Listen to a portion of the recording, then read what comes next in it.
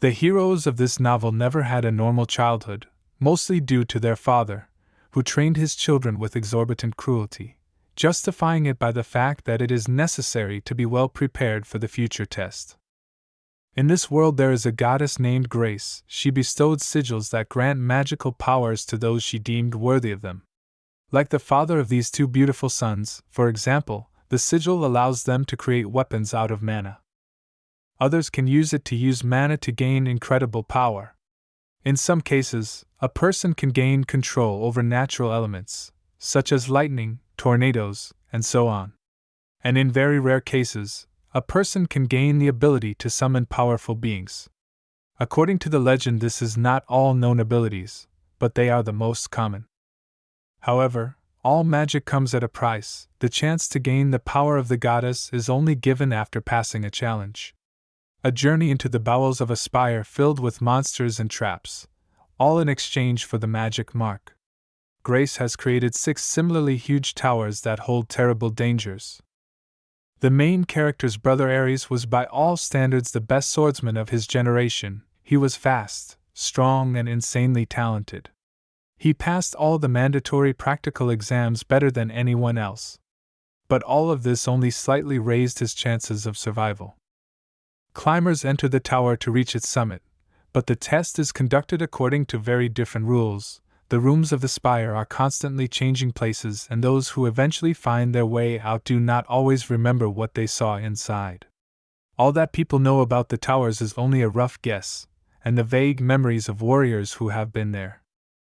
It was hard to even imagine what awaited him inside those walls. No matter how much and well a man prepares, nothing can guarantee that he will return in one piece, or at all. It had been a full 5 years since Ares had disappeared into the depths of the Serpent's Spire. Today it's Michel's turn to follow his brother. At the entrance he is met by 2 knights who, before starting a new participant, must check what he is carrying. Items such as weapons and armor are forbidden to take. Opening the bag, the knight noticed that the guy was really well prepared. The only item he had questions about was the hook. But since Michel had studied all the rules thoroughly, he knew that hooks are not forbidden. It is considered as tower equipment, so it is written on page 4.b. The answer was indeed very precise. The guards, without any further questions, closed the bag and let the boy pass forward. Michel had a clear plan for his survival. If possible, he would avoid all trials of combat, and if he was drawn into a fight, he would try to escape from anything larger than a goblin. But better yet, run away from the goblin too. It all depends on how evil he looks. Also important, be sure to avoid traps with stakes. It's even worse than a fight. Finally, taking a few strong breaths, the guy went to the tower. It was his first room, and therefore the first test. Going downstairs, he saw a large number of items that were on stands, mostly weapons and armor. It all looked very strange, and it didn't look like the scary trap he was expecting to see here. He supposed this was one of the tests. Maybe the tower wanted to see how greedy he was, but it didn't look like there were any traps set up around here. It was a little disturbing. Also, for some reason, one booth was empty, probably some kind of sign. Michel was sure that any decision he made would affect what would happen next, which meant he had no margin for error. Maybe he should leave something here instead of taking it. Well, since nothing bad happened, we can assume that these items are specifically designed to be taken away. In the end, the kid started to take everything he needed to survive. The armor fit him perfectly, the sword he also took. But when it came to the book, opening it, Michel saw that it was empty. I wonder if it could be some kind of mystery. Will anything happen if you try to combine it with the quill? The goddess would never leave these things here for nothing. It was decided to take the book and the quill, to be dealt with a little later. How long has the player been here? And so far nothing has even exploded or tried to destroy it, some joy at least. Next, the player has to choose between 3 doors. Blue, this is a good color, calming, peaceful. Some explorers think that blue means a test for the mind. Unfortunately, in this world, most of the knowledge of the towers comes from the climbers. In a trial, the colors can mean something else entirely. No one can predict what will actually happen. As it turned out, to get to the blue door, it is necessary to pass the riddle with plates, which Michel simply hates. To not torture himself, he decided to choose the red door. Supposedly, there should be a test with a duel. Of course, the father would be happy that his son made such a choice, but the main thing that there was no goblin. After opening the door, the guy found a small animal. Yes, it's not a goblin, but it's too cute to destroy. Besides, looks can be deceiving, not worth the risk. Michel was beginning to think he was the world's worst adventurer. His last hope was the yellow door. The essence of the task is that the player, with the help of these slabs, to go to the other side. At first glance, nothing complicated. But not everything is so simple. Some of these slabs are very fragile, and can easily break when a person becomes completely on them. It is definitely much scarier than a rabbit. Still, our hero would never harm a living creature without necessity. Not that he couldn't do it, after all, he had a lot of training under his belt. But if he had to hurt someone, the guy often shut himself in. Wrapping the rope around himself, the contestant began to say that everything would be fine and everything would work out, then took the first step. As a friend, at the other end of the abyss, a monster appears. It was an exact copy of Michel, only in the form of a shadow. First of all, since our hero is very polite, he decided to say hello. It seemed right to him, even if this monster wants to destroy him. He received a nice greeting in return as well. After making eye contact, you can slowly move forward. So far, the shadow version of Michel doesn't look very aggressive, and if you don't approach it or make any sudden movements, it might not even attack. The guy decided to try to approach the problem a little differently. If he succeeds, then most likely will be able to avoid interaction with the shadow of the platforms themselves. It is necessary to pull himself to the mirror with a rope. It was not as easy as one could imagine. About the 5th time, Michel realized that the shadow completely repeats all his actions. The first slabs began to break behind him, indicating that it would not be possible to stay here indefinitely. He didn't want to risk it, but since time was limited, he took the blade he had taken from the first room and charged it with magic. Since the shadow didn't do anything wrong, it doesn't deserve even one hit with the dueling staff.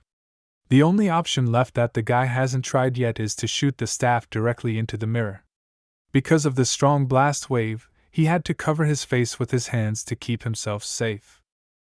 This all brought back strong memories for him, from when he was still training with his father. At that moment, the boy also covered his face, and fell on his back. It was all happening on some playground in the middle of the forest, and the spectators were his older brother and sister. The father was very unhappy, because his son had the advantage in the moment, but he still hesitated and didn't know what to do. As a rule, when an opportunity to strike a fatal blow arises, only a fool would not take it. Michel tried to justify it by saying that he didn't want to hurt his father, but this answer didn't suit him. Because the entire family's name was built on battle, someone who had the honor of bearing that surname would never miss an opportunity to strike. If one so much as doubts the actual fight, it would most likely end very badly. Her father then ordered Victoria to take her staff to test how attentively she was listening to the lessons, to which she immediately agreed. After the fight, Ares came to comfort his little brother. He was already in tears. In his opinion, Michel is very good. Maybe the boy does not notice, but from the outside people can see how he is getting stronger every day. After these words, it was as if he began to blossom. His brother's support is really important to him. It's a shame he's been gone for 5 years. The point of this recollection is to keep going forward, and not to stop in any way, even in such a difficult situation with these slabs that could collapse at any moment. As a result, after the shot, the shadow immediately fired back. For some reason it appeared to be several times stronger, but where did the shadow get such power from? The main problem was that it ended at one shot. It continued to fire non-stop at the fleeing Michel. That was clearly out of line. When the slabs started to fall under his feet, the guy decided to just run forward, dodging the blows. Since the chance of making it to the end is really slim, you have to think of something. Maybe it's worth holding on until the shadow runs out of mana, if at all. Another option is to take a distracting shot in the other direction and run the other way, which sounds realistic but is also too risky. Given the general appearance of the room, we can assume that the shadow has something to do with the mirror. Since there's no time to think about it, the guy jumps behind the mirror and pulls a punch right through it. And it worked. The mirror cracked and the shadow broke into small particles. In a moment, Michel was upset that he had to destroy someone after all, but then he caught himself thinking that it was an illusion created by the mirror, and there was no time to think about it. It was necessary to keep going forward. The next challenge looks more innocuous. Is it really just a game of valor? This is a standard tactical game found in most noble families. Each side starts with 20 pieces, many of which have different functions. The winner is determined when the opponent's goddess can no longer make a move. As a child, Michel constantly lost to his sister in this game. After another victory, she even managed to mock him, saying how much she appreciates the opponent who makes it so easy to calculate his moves. Of course, the guy was very offended by this, and always tried to respond to such statements in the same way, but with Victoria this does not fly. She can stand up for herself, and if she starts to tease, then most likely the answer will not be verbal, and fists, or just something to throw as in this case. You don't wish for a sister like that. But no matter how you look at it, from that moment on, Michel's personal level of play has increased. It can be called an order of magnitude above average, but if the tower play is as good as Victoria, then it's definitely a problem. The pattern on the next doors is exactly the same as the previous room. These luxurious doors could represent the tyrant in gold. But definitely do not fall for it. You need to stick to the golden ornaments, until the hero has a good reason to switch. As it turned out, to enter the next door, you need to open it with a key, and it's not just about the golden one, all the others also need a key. Perhaps they could be opened with the key that was on the stand. Most likely it would not fit, but it was worth a try. When Michel was going through his briefcase to find the key, he accidentally came across a book, which he had also taken in the original room. A little closer he realized that it had changed. At least the cover had an inscription on it. As it turns out, the function of this book is to give clues on each room. It introduces each challenge in turn. Certainly should have checked it out a little earlier, but as it stands, it's still incredibly valuable. I wonder what she'll say about this room. The main clue was to beware of the fog, which gradually builds up in the room. Initially the guy did not understand what it was about, but when he looked around everything fell into place. Similar, it comes out of all the grates on the edges of the room. It is necessary to get out of here as soon as possible. Coming to the table, Michel noticed that the red side lacks a piece. If he had thought of stealing that ruby statue from the first room, then he would already have a complete set. However, the princess said that it is necessary to take the side with a shortage. So in good conscience, we can start with the blue side. We can only hope the tower doesn't play the same way Victoria did. Given how fast the fog is lifting, the guy doesn't even have time for a full game of valor. Eventually the brilliant idea comes to mind. Why play when you can just discard all your opponent's pieces and put your own around the goddess? You could say it was the easiest and quickest victory, followed immediately by the key. Was it cheating? No, it was just playing to win. But there is one thing, the key that just appeared was red in color. Can it open the golden door? Maybe foul victory brought a certain kind of key. Michel still has a little time to check before he suffocates in the fog. The orange color is pretty close to red, so you can just try to see if it fits. The room that opened in front of the guy was just huge. The ordinary human eye could not even see where its end was.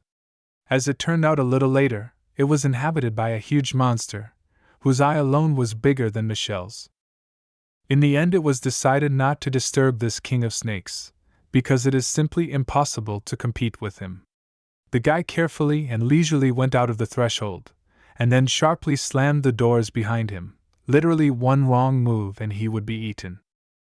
Of course our hero is not a coward, maybe not very brave, but against the divine beast courage does not gather a roll. This situation is a little out of the rut. The guy involuntarily even began to think about what he is doing here. But in no case cannot hang up his nose. it is necessary to move on and be sure to find his brother. Be that as it may, Michelle would hope to never encounter any more divine creatures along the way. Walking into the next room, a deep breath was taken, to calm down at least a little. She looked pretty strange, by the way, if there was a catch. To get to the next door, you need to cross the river, and on the left under the water is a large grate. Perhaps behind it is something behind it, such as some useful items. I wonder what the function of these levers are. Maybe if you press them the bridge will lower. About the water, at first glance it is ordinary, although it may be a kind of acid, which is similar to water and does not corrode metal. To make sure of it, the guy decided to put 1 drop of this liquid on his hand. Now he's sure it's acid, because he can feel it literally eating away at his skin. Due to the fact that there was very little liquid, basically everything turned out okay. The best thanks to the book. Find out what the point of this room is. Maybe it's some kind of a place to rest, because at first glance goes to the next door seems too easy. The book doesn't say much about this place, and it sounds more like a mystery than a clue. It says it's a false election room, but what that could mean, of course, it's incredibly helpful. Desperate, Michel took up his pen and began to ask the book directly what to do in this situation. Of course, the chance of getting an answer back is extremely small. You should not even hope for it, but it would be spectacular. As suddenly on the next page slowly begins to appear some text. Initially it looked like the scribbles of a 3-month-old child, and then acquired a normal beautiful look. Book asked what she can call her writer, and afterwards said that she can give the key and understanding of the clue. These 3 exits from the cell that are in the front, they will not be the best. She also said that it is necessary to hurry up, because the true choice begins to disappear even the time of reading this text. That's the clue. You could say a lot of time was wasted, because it was useless. The guy took the moment to ask the book if it knew anything about a guy named Aries who had entered the tower exactly 5 years ago. If she were in the guy's shoes, she'd be more concerned with surviving in this room than her brother. Well, that's probably the most obvious signal that it's time to get out of here. Since this is a room of bad choices and doors are a bad way out, we need to go a little outside the box. The guy picked up his sword again, charged it with magic, and fired a light shot at the lever, after which it switched and the water began to descend sharply. Now without any problems it was possible to climb down the ladder and reach the very grate that was at the bottom. Michel was almost 100% sure it would work, and when he got downstairs he used his magic wand to break the bars. Once inside it was very cramped. The door upstairs was easier to get through. By the way, there's a small door here too, and it's gold, so the technical guy is still in the false election room. Since the book said that doors are a bad option, it's best not to go through them, but to go straight to the end of the tunnel. It's the least obvious choice you can make. On the way out, the guy was so happy that he didn't even notice the large amount of blood under his feet. When he opened the book, he noticed a not entirely comforting inscription, which sounded like you shouldn't have done that. Looking around, he saw a body lying in a pool of blood, and a large number of glass cubes, in which people were bricked up. One of the bodies looked very familiar to him. The first thing he noticed was the hair and build. They were in relative order. But was it really possible to keep things that way? Then looking closer, Michel was almost certain that his brother, who had gone to the tower 5 years ago, was standing in front of him.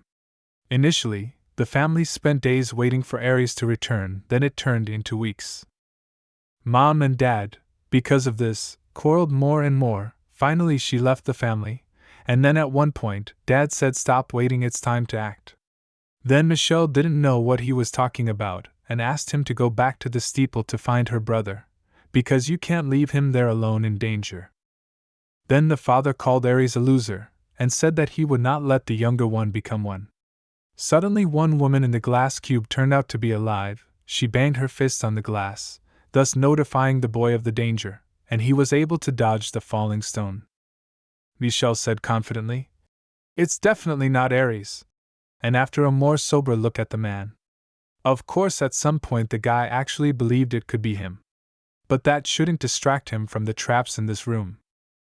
Michel completely accidentally relaunched the trap that destroyed this man. He apologized to him for this, and will hope that his soul will go to heaven, because most likely thanks to him the guy is still alive. It was also very lucky that through this glass cube you can hear people. The girl said that on the belt of that man hangs a key. This lady's stuff looks like she's Kelford. What is she even doing in the steeple? Maybe she's a traveling merchant. Since the guy was extremely interested in what was going on here, he decided to approach her and have a little chat. It seems like the character lost his guard and caution at this point, because he almost grabbed that cube with his hand just now. It's an almost indestructible crystalline structure. Even if you somehow penetrate the first layer, the amulets on the other two chambers will activate the protection. So there's no reason to be reckless here. Any attempt to penetrate the cube will have a very negative effect on whoever's inside. Her name is Ella, by the way. If you help her get out of here, she can get anything. With the key that Michel has, you can only open one capsule. Since the lock is gray after the first use of the key, he breaks it. Ella insisted that the guy save the baby, because he certainly has no chance of getting out of here on his own. One of the most difficult choices is looming. I wonder if it's some kind of test, or if it's really a prison, or maybe the guy found a place in the tower he wasn't supposed to be. But that's unlikely. The goddess must have made the test to free the prisoners. Before opening one of the capsules, the guy asked if anyone here had met a man named Ares. He asked if anyone here had ever met a man named Ares, but it was worth a try at least. Ella immediately answered that she had never heard of such a guy. The second prisoner, named Henry, said that there was a large flow of people here. They came and went, but he had never met a man with that name. Then Ella started saying bad things toward Henry, the main argument being that he was a wanted criminal and should not be released. But the woman should be released, because she can be useful and get absolutely anything. Since Michel doesn't like persistent people much, he went to Henry's side to hear his arguments for release, to find out what this place was like, and how people got here in the first place. Ella didn't give up hope and said she'd tell him herself, because this guy doesn't like to talk. As everyone knows, there are traps scattered everywhere in this tower. Some of them are merciful enough to survive, others set off alarms and put participants in a place like this. Unfortunately, the girl went where she shouldn't have, as treasure hunters often do. If she's a treasure hunter, that means she didn't enter the through gate for judgment. So what we have in the cell is a female looter, a man wanted for who knows what, and a small child who probably won't last long in these conditions. It's a bit of a mess. If people like them can be imprisoned here, there's a good chance it's happened to others. At least that makes it much more likely that Ares is still alive. Ella notices the guys pondering and starts to push the issue. She claims that if Michel chooses Henry, he'll destroy her. I wonder why that would be the case. The kid realized for himself that this puzzle actually makes no sense at all. The child is on the verge of forfeiting his life. Is it worth using the key on him? Because there is not even anyone here to help him. Well, whether it's a woman or a man is another question. When the guy took the book in his hands, he immediately saw the message. The essence of it was that it was impossible to communicate with the prisoners. The people in the cell would say anything to be opened. Michel gathered his things and started to move towards the exit. When Ella realized what was going on, she started to pity the guy again and asked him to take the baby at least. Of course, it was difficult to leave at such a moment, but it was unacceptable to ignore the advice from the book, so he clenched his teeth and left. If these people are in holding cells, isn't that what the goddess wanted? I wonder if Ares had the same fate as them. Grace really lets people bleed to death on the floor of the tower like that. It's horrible. But if that was the case, Michel was now not sure he could trust her judgment, and the book either. In the end, the guy got off his seat and ran back, announcing that he had a plan, and if it worked, all 3 prisoners would be released. To make this plan a reality, they will need help from 2 adult prisoners. If no one fails, with a 100% guarantee, all the cells will open. It all sounded great, but the guys were in no hurry to rejoice, because there was only one key, and it would take more than that to get everyone out. He smiled and took his backpack in his hands, and pulled out another key, but it was red in color. Ella was shocked by this gesture. He had a bag full of keys. Michelle noticed at once that the keyholes are gray, so an idea can fit and other colors. At least there is such a hope. There's also the question of whether the wrong key could trigger the amulets, if the security inside the pods is triggered. Henry answered clearly that it would not. Because the failsafe is designed to destroy the prisoners from the inside, the jailer must be able to do so safely. In that case, Michel decided to start with a key he was sure of and used it to open the baby. The boy was very careful, and kept asking if he would be crushed when he reached for the boy. Ella laughed at him and told him it wouldn't be a big deal. But Henry realized it wasn't funny, because he'd gotten into that cell like Ella because of a lack of caution. He decided not to risk it anyway, and used the rope to get the baby out. The woman even pretended to be worried about the baby and asked him to be more careful. Eventually the baby was successfully pulled out and placed on the ground, with the request to hold on just a little longer. Now it was time for the most interesting part, opening the capsule with another key. Before doing anything, Michel decided to ask Henry if he would be able to break out on his own, namely if he could withstand the explosion. Before he could answer, Ella decided to remind him that this man was a wanted criminal and should be careful with him. Since he was tired of listening to this gossip, the guy asked him directly if it was true or not. Henry answered that technically it was true. The main reason why they were looking for him was because of the large number of thefts. Since he was a foreigner, he had his own nuances. Well, he's probably not lying, but at the moment, there's not enough time to ask a lot of questions, and their answers could be pre-planned. But even if he is a criminal, having someone so powerful in his debt isn't such a bad idea. The guys are ready to take this risk at least because they will lose their lives anyway if no one comes for them, and most likely they will. Michel inserted the key into the lock and tried to open the door, but unfortunately this time the lock didn't open. At times like this you can really go crazy. In that case, he would have to use the key that the guy wanted to save so badly. Of course, it might not open the capsule either, but at least it was worth a try. This time the key turned without a problem, and the doors of the glass cube opened. Ella was insanely happy, and in joy she immediately ran to hug the guy. After a great deal of time, she finally tasted sweet freedom. Michel immediately moved away from her and asked for no touching please. The same surprised the girl, to say the least. Then came the capsule Henry was in. To put it mildly, he wasn't weak. You and part of the man managed to survive it. After being released, he asked everyone to leave the area immediately. Now you can't stay here. First thing Henry did was to take the baby with him, who was already as exhausted as he could be and needed immediate first aid. Michel started asking this woman if she knew what this man's crime really was. The only thing that was known was that he had spent much more time in the cell than she had. During that period, Ella definitely saw Henry do some of his tricks in the cell. Also, Henry's not a treasure hunter, he's more like a rapturer. That means his goal is to get to the top of the tower. Legend has it that if someone reaches the top, the goddess gives that person a divine reward. I wonder what a man like him would want from grace, wealth, or more powerful runes. Instead of entering through the doors, Henry prefers to just break out the wall. In principle, it speeds up the process of climbing the floors, because there is no need to waste time looking for keys. Inside, the guys were waiting for a trap, namely a huge sharp circle that flies around the room in a completely chaotic direction. But even that didn't deter our superhero. He drew his sword, and actually single-handedly broke the trap. Michel had never met such a strong man before. It has to be at least a citron as a battle rune, maybe even an emerald. Even the guy's father wasn't on that level. Michel decided to ask one more funny question for Ella. Will she be able to handle him if suddenly he will betray? The girl laughed and asked to be realistic. Of course she also has rune, but not as powerful as him.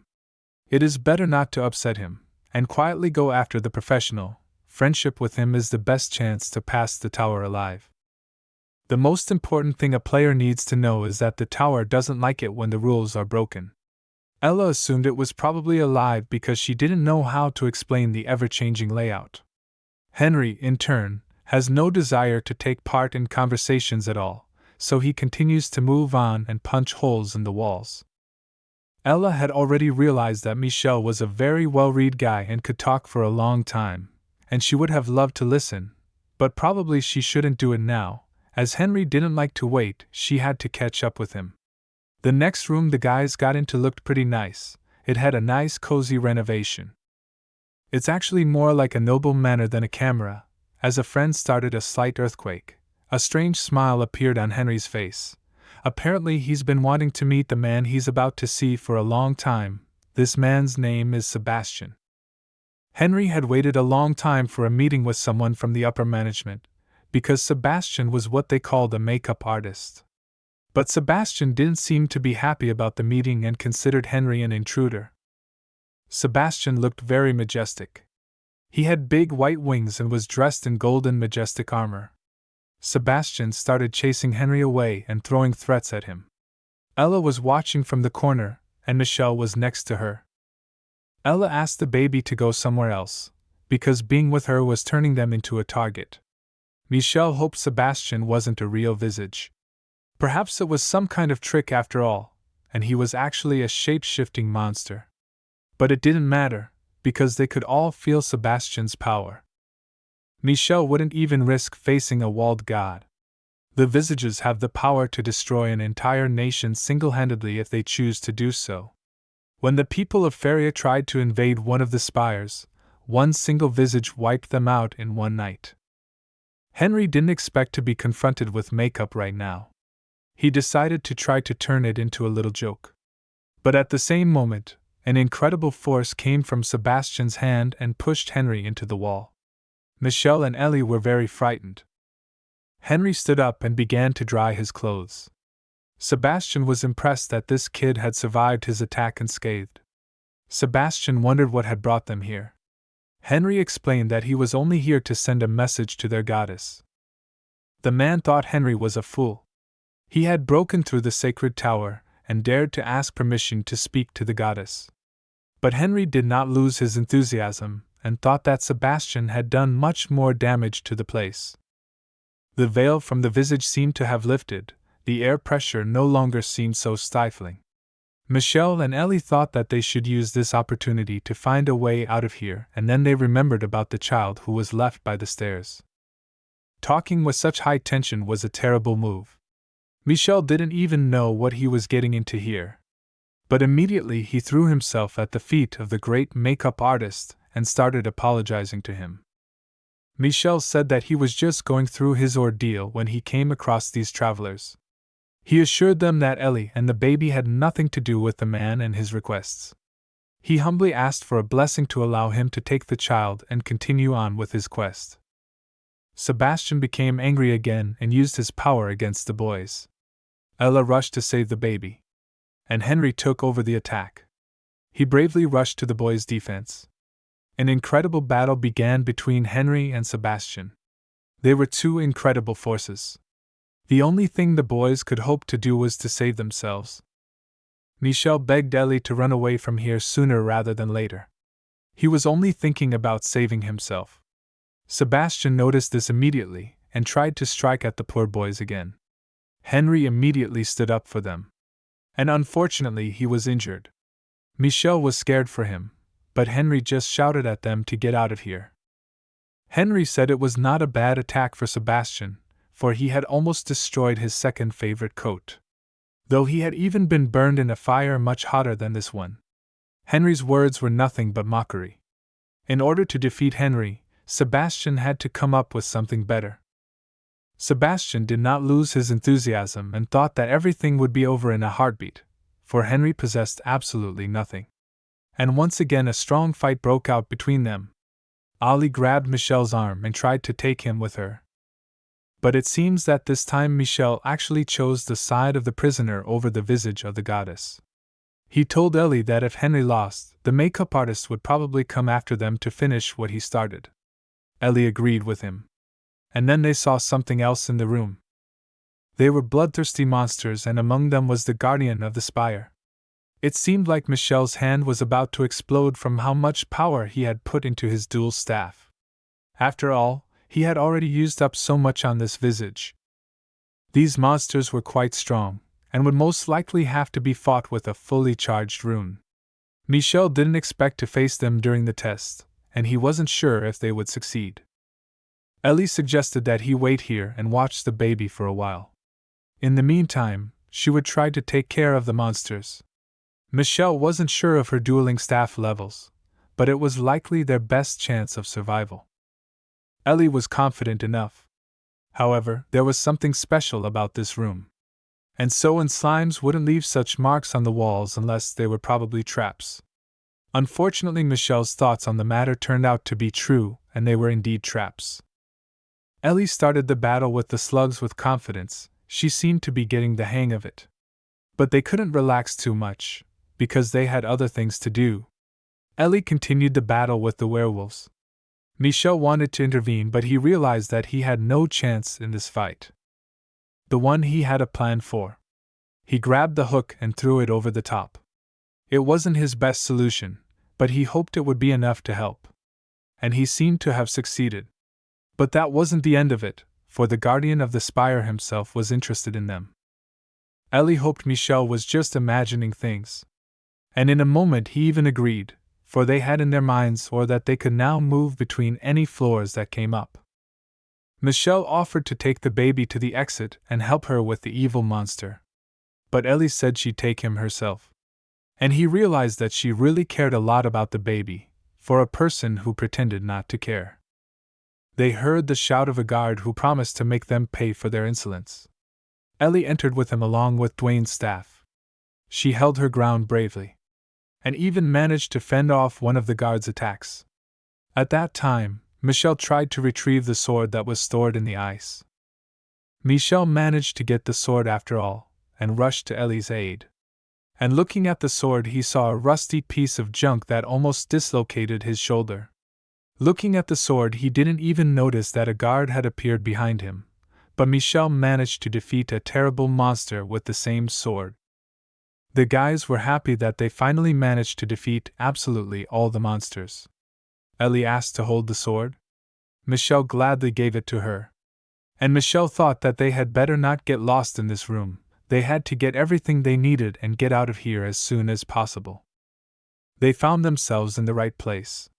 The door at the end of the room looked like the one Michel had used to get out. Ellie saw that Michel was tired and offered to carry the baby for him. He thanked her and carefully handed the baby over.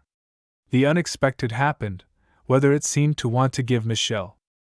Ellie apologized to the boy and said it was nothing personal, but she just had to make sure her friend was safe. Michel was puzzled as to who the kid was, since she hadn't taken her eyes off him since Michel had gotten them out of the cells. Just kept saying it was none of his business. She kept apologizing to the front, and she was really sorry to do it, but she had to get out of here alone. Finally, she told me to follow her because she would no doubt try to take his life. Michel could only accept what was happening. Michel sat down and thought that the next steps would be to figure out what room he was in. He pulled out a book and started flipping through it. He really should have taken it out more often. But who has time to pull out a book every time you encounter a monster that wants to take your life? Suddenly the guy felt an earthquake. But it was impossible, because earthquakes don't happen in the tower. But something was moving the room, and it was something big. Although in his thoughts there was a variant that the fight between Henry and Sebastian got to other rooms. There was only one way to find out, and that was to find out. He turned to the book for help and apologized for ignoring it earlier, but he really needed help now. The book didn't give any answer, and it was understandable because Michel wouldn't answer either if someone blatantly ignored all his warnings. Behind him, he heard himself being addressed with the words that they had finally met. Michel was more than a little freaked out. The mysterious entity claimed that the guy had complicated things a lot, and all attempts to influence him left much to be desired. After these words, Michel assumed that the essence of the mysterious book stood before him, and it turned out to be true. It wasn't her true form. At the moment it was just for convenience. The entity asked me to follow her, for there was much to do and not a moment to lose. I wonder if the voice comes from the cloak, Or if it's just in my head, in fact, it feels like it's everywhere.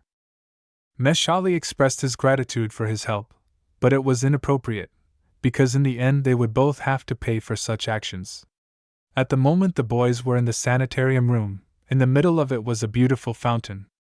Essence ordered them to drink some water from it in order to become anointed and complete the test. By the way, it is also necessary to get the sword and put it in the fountain, before the hero drinks water. Now Michel is one step closer to finding Ares. The main thing is that this water gives him power, which will further facilitate the passage of levels of the tower. As soon as the guy took a sip, a beautiful woman appeared in front of him. She was wearing only white clothes, and behind her back were white huge wings. With only one touch, she was able to make the heroes awaken, as suddenly his eyes shone with a bright light, and on his forehead appeared some sign. Now, after this procedure, the boy will be presented with the structure itself. It may not be the best gift, but it's the only thing the entity could prepare in the limited time available. You'll need much better items in the future to survive the days ahead. The events of the guy's personal ordeal have drawn him into a conflict that could lead to more devastation in the future. But one wonders where the conflict came from. The entity then asked to find a woman named Isabella, and tell her what the lad had seen today, and that the voice at the tower needed to be spoken to. This information can only be told to her, and no one else. With the battle still raging, the entity couldn't waste a minute, needing to head back immediately. Michaeli urged her to stop to ask one question about her brother, in case she knew where he was. Unfortunately, the answer was disappointing. Every day thousands come and go in this tower. It would be extremely difficult to find him. By the way, this place should be urgently left while you still can. Before running away, the guy decided to get some of that sacred water in a bottle just in case. When all business was done, he headed towards the red door.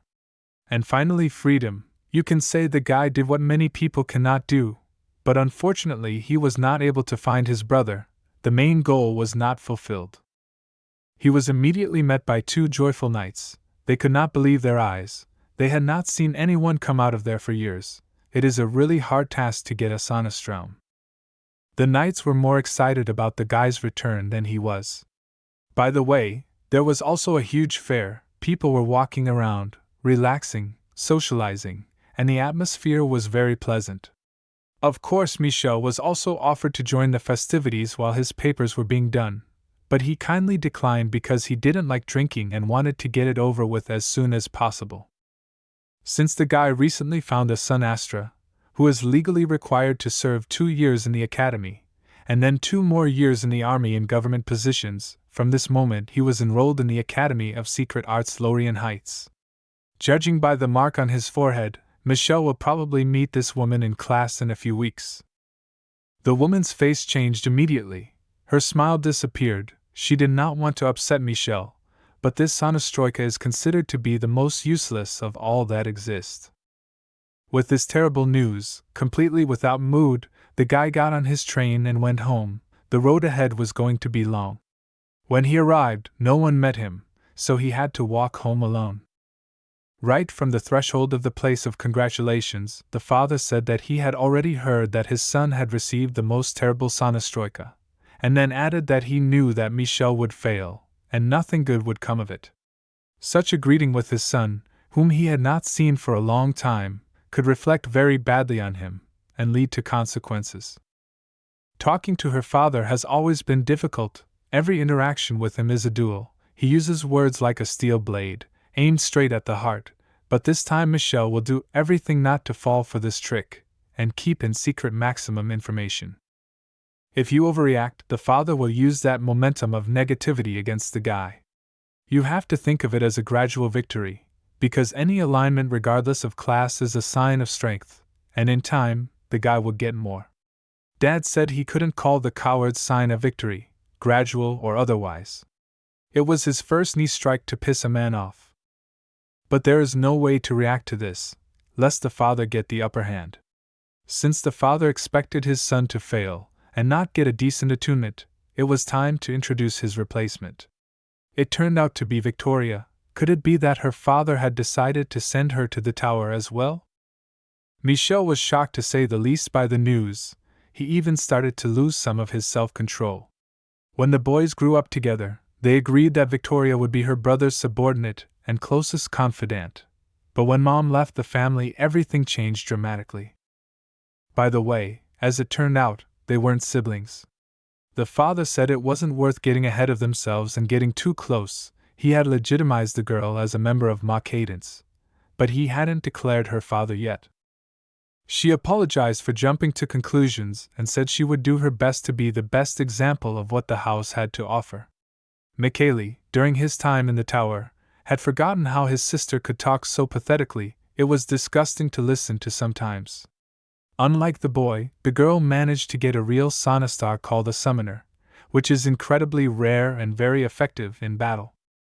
According to his father, he suffered defeat after defeat at the hands of his two sons.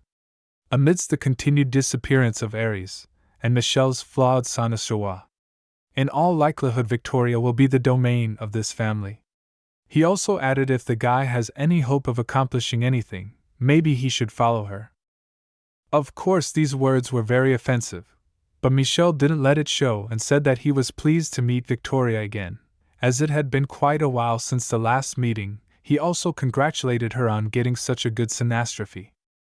The girl also said she was very happy to meet him, and wondered why his brother had a hole in his sweatshirt. It was only because of one battle out of many that he had to go through in the tower. In fact, Michel had learned a lot of important information that would help him when he returned there. The father didn't understand what his son meant by learned, because his memories should be gone by now. It was easier than imagined. When the guy was in the tower, he took copious amounts of notes to make sure he didn't forget anything. But don't get the wrong idea, Dad, Michel's not competing for approval. My sister immediately started making fun of the whole thing, and saying it's basic cowards' cues for cowards, how to escape.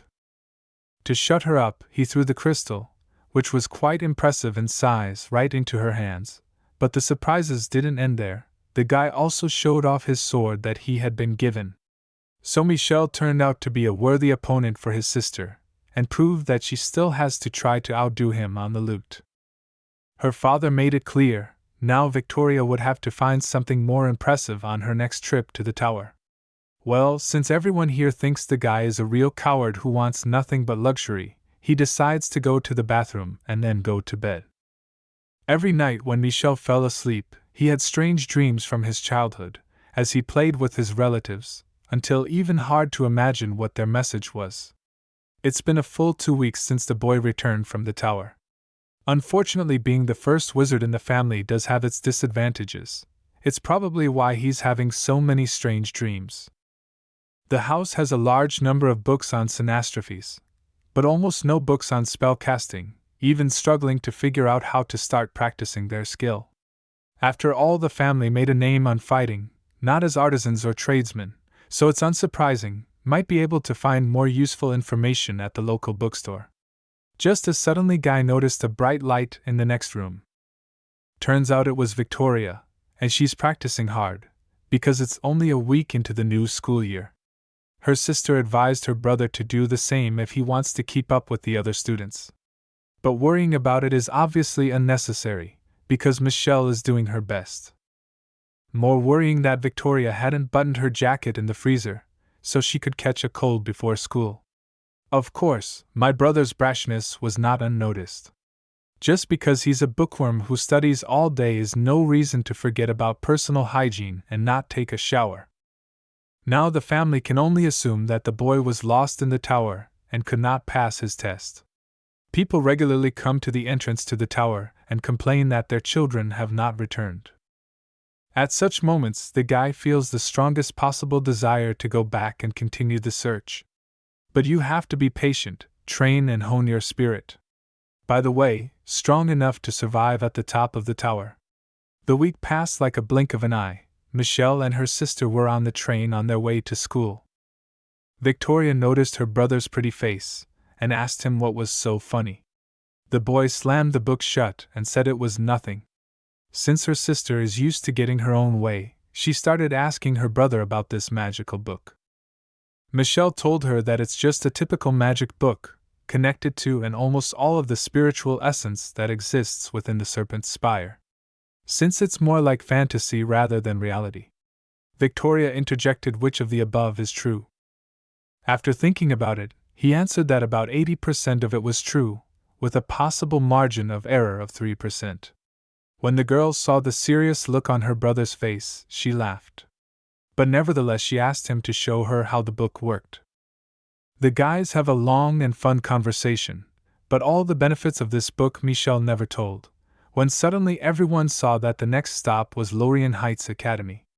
Despite the fact that the guy has such a cool magic book, Victoria didn't miss the opportunity to remind him how weak and defenseless he is.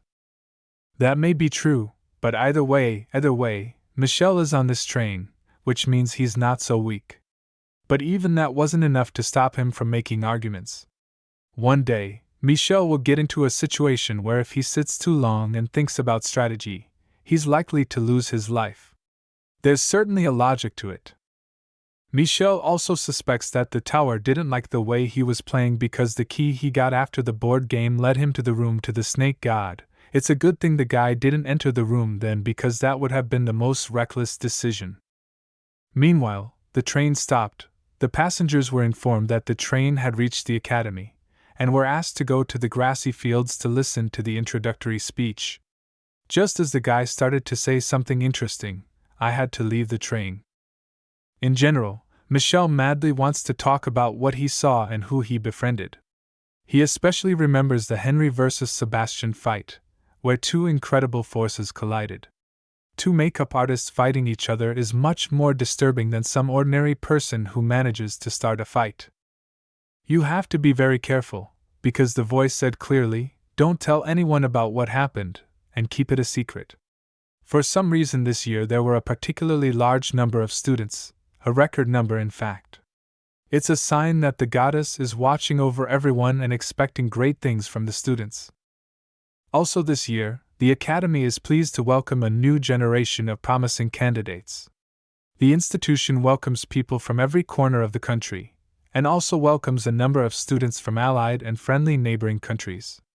Students are also reminded that they are welcome here and that everyone will be treated equally at this academy, without any favoritism towards local students.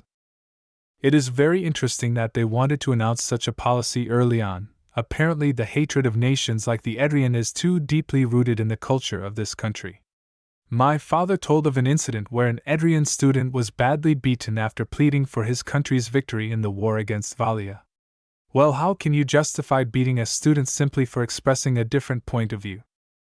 When Victoria saw her friend Patrick, she said hello and told her brother. He, of course, was thrilled to see him too, but not now. Michel is still shy about his sign on his forehead. Patrick will think the worst of the guy when he gets a weak sign. Her sister was sure that a bunch of her old friends were here, and she was extremely hopeful that they would have at least a few items together. Michel in turn was clearly not very happy about that. At least many of his old friends he hadn't seen for years, and they might not understand him. Victoria asked not to be so dramatic, because everything would be fine. Years ago, Michel and Patrick were practically like brothers, so the sister was sure that everyone would be happy to see each other, just need to try to look a little happier. After all, it's the first day at the academy. The guy realizes that she's probably right, it's worth trying to look a little more positive. This school year, as previously stated, all first races will be organized into 6 divisions based on the students' personal desires. Goals will be outlined throughout the year for which points will be awarded for completion.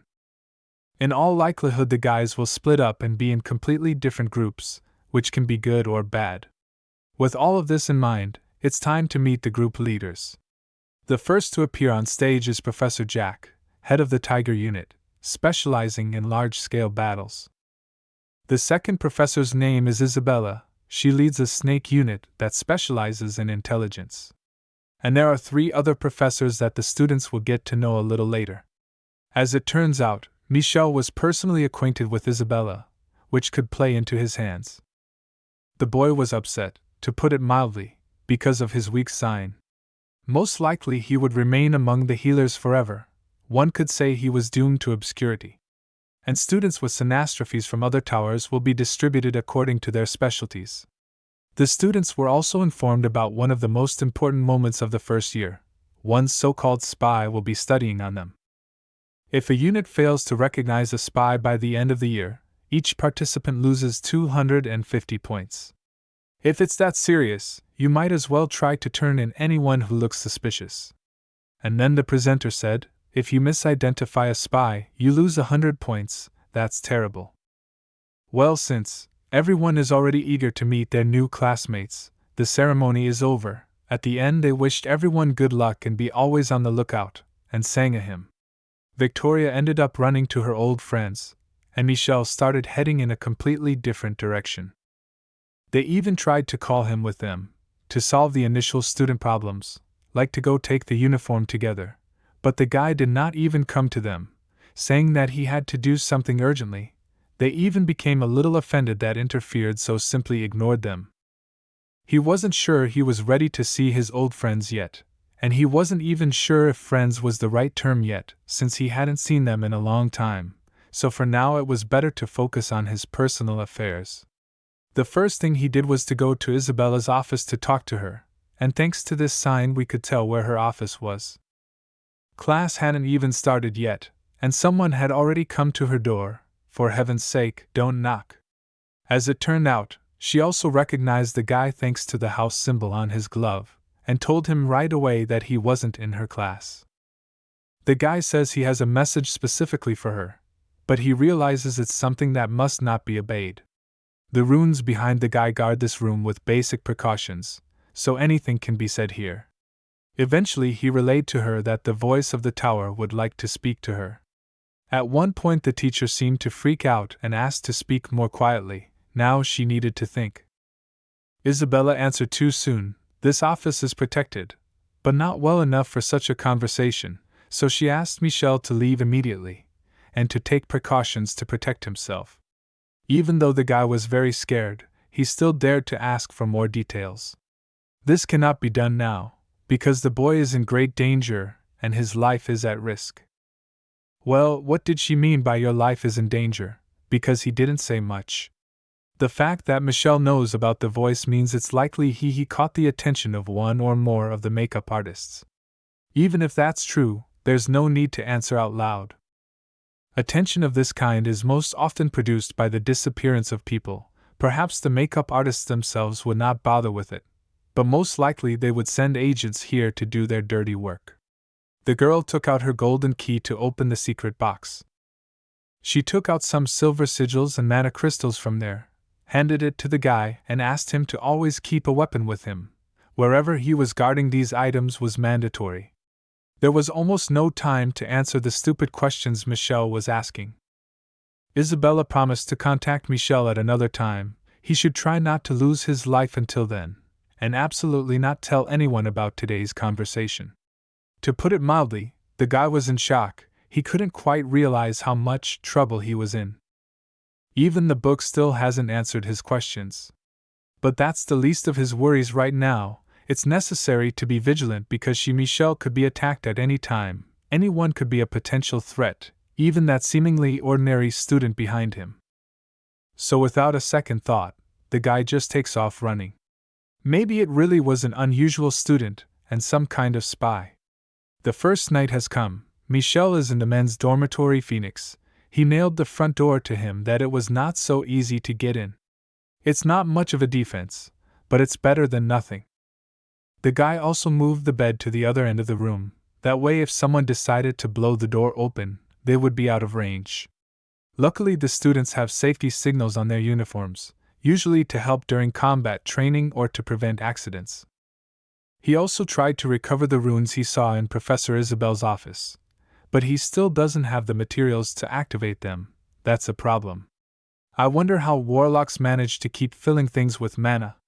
Synastrophes usually need a source of power. Warlocks have the ability to create raw mana but for specialized spells. The guy would have to transfer mana from a human or a crystal with the type he needs, but unfortunately this crystal is useless. The sword from the tower even has its own Sanasurwa. There are 4 of them. Michel knows the designation of the first 2. It is concentration and ice. There is no information about the other two in the book. Thinking about runes in this way, the guy tries to calm himself down. As suddenly someone knocked on the door, and now the question, is it worth opening the door? Maybe Michel is just messing with himself. It's unlikely the villain would have just knocked. When Michel did decide to open the door, he realized that instead of nails, he needed to use a chain as a substitute. Finally, the boy put everything away quietly, opened the door halfway, and saw that it was the same student he had already run into today, and asked who he was. After looking at each other for about a minute, the boy asked if Michel was a spy. To which the boy replied no and slammed the door.